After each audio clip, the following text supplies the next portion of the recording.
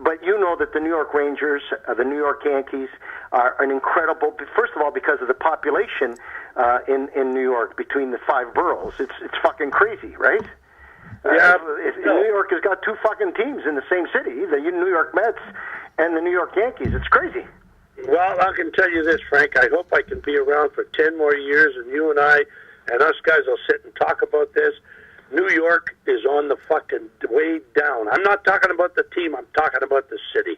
Really? Yeah.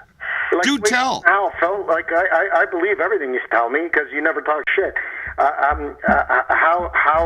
Way down in what way? Yeah. Down in revenues, way down in attendance, in No, all of I'm the not above? talking about. You're talking about the city, right? Yeah. I'm not talking about the sports, but the first place, you can't live in New York City unless you make a lot of money.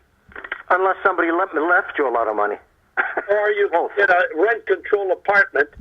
Otherwise, you pay around $2,500 for 500 square foot fucking studio. 100%. A friend of mine lives in Manhattan in a 600 square foot studio, and it's costing him $5,000 a month. There you go. Plus. And there's no fucking way he can afford a car. And plus, to park a car, you need another job. And it's $500-600 a month. Yeah. And that's if you can find one, because they're like gangsters, all the parking lots. Mm-hmm. Well, that's my honest opinion, and you have not had a good person running that fucking town since Giuliani, and that was what, 10, 15 years ago? Yeah. And look at him now. Yeah. 20 years ago? Yeah. How do you see the city in 10 years? I mean, as far as... Well, as far as I'm concerned, New York City is a very nice place to go, visit, and get the hell out.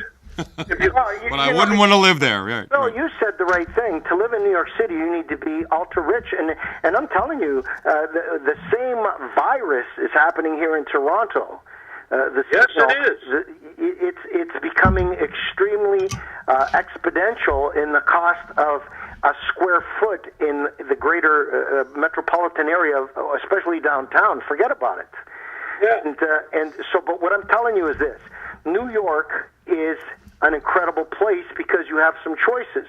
So a buddy of mine bought a place in Brooklyn because Brooklyn's coming back big time. Another friend of mine is in Harlem. Like a lot of the areas, at one time Manhattan was the only 4-leaf clover in the 5 boroughs, and everybody wanted to live in Manhattan because the other places were not nice to live in. But there's a lot of people living in Long Island now. Yes, they are, in Queens and all these. Queens, Long Island, Staten Island. Staten Island. I haven't heard since the immigration, because I have a lot of family who lived in Staten Island. Yeah. Yeah. But honestly, you go up there. If you go up there for a weekend, say you go up there with you and your wife go up, and you want to take her to a play, go to dinner. You spend 2 nights. First off, the fucking hotel is like $400 or $500, and it's a piece of shit. And that's I know. What's that? And that's being modest. $500 a night. Yeah, I know. American. Is a cheap fucking rate. Yeah. Exactly. So if you're going there for a weekend, my wife and I talked about this the other day. She said, "Why don't we go up and go see a play and relax?" And I said, "Okay, we got 2 grandsons that we're taking care of. We have to pay for everything." I said, "You want to go up there and spend maybe $2,500, $3,000 in a weekend?" Mm-hmm. And that's being modest too, Phil. With the kids. Right. Yeah. Phil, you're being very modest, because to blow $5,000 in a weekend in New York City by going to a restaurant, staying in a hotel, and going to a fucking play is not a hard thing to do.